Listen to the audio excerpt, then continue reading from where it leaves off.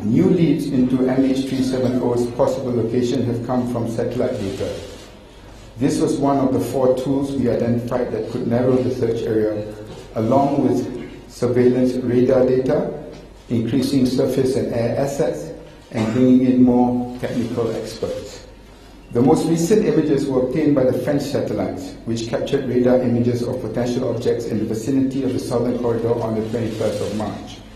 These images were received by Malaysia on the evening of the 22nd of March, and we relate to RCC Australia on the morning of the 23rd of March, as they are leading the search in that particular area of the Southern Corridor. This morning, we have received a further set of images from French satellites, this time captured by cameras. These images were taken yesterday and have been relayed to the RCC Australia. On the police investigation, we can confirm that police have interviewed more than 100 people, including families of both the pilot and the co-pilot.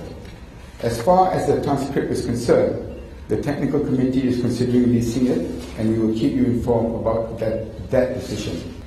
We can also confirm that MH370 was carrying wooden pallets. However, there is as yet no evidence that these are related to the wooden pallets reportedly sighted in the Australian search area.